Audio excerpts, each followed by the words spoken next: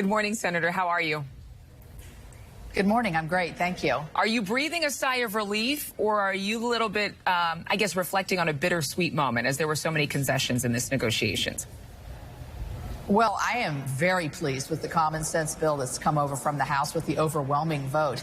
I mean, we've got to think about where Speaker McCarthy began. He began with the president and Senator Schumer saying no negotiations at all. And he was able to negotiate a spending cut, clawing back dollars from COVID and the IRS. He also has the MVP pipeline in there, which has just been a torturous run through the courts unfairly, and so we're very happy that it's going to be completed. It's going to be a lot of our own natural gas going to regions of this country that desperately need it, and it's good news for our region of the country. And clearly the majority of lawmakers in the House, they did pass the bill, but there are some on both sides of the aisle, Democrat and Republican, who felt that this was not the right deal for America, who felt that they were being held hostage in these negotiations. Where's the disconnect?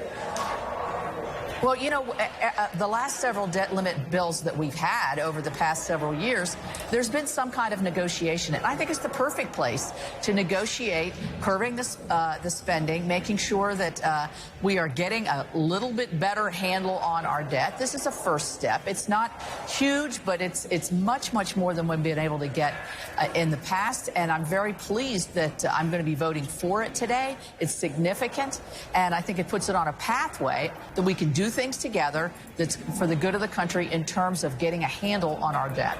I want you to speak to the American people, to the viewers who are either watching this live or who will watch this video. Is this a deal that satisfies some of the most important and crucial needs for Americans, regardless of party? Or is this something where Republicans got more of what they wanted or Democrats got more of what they wanted? You know, I think anytime you have people dissatisfied on either the Republican and Democrat, or in this case, both sides, that means you've kind of you've woven through the middle here where it's going to benefit the greatest amount of Americans. So, you know, we are burdening our younger generation with this debt, and this is the first time that as there's a cut in spending, there's a cap on spendings. We're going to have regular order and appropriations, which means we won't have this big bills that we had last year coming through that really, I think, disadvantages every American.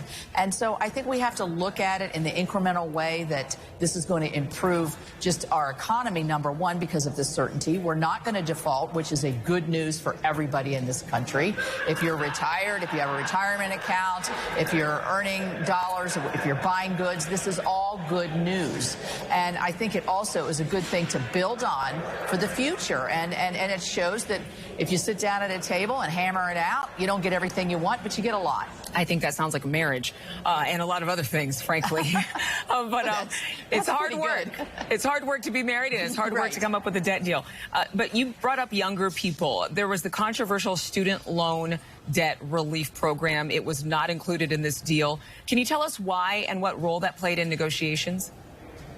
Well, let's just step back a little bit. There is a requirement in the bill that people have to restart the payment of their student loans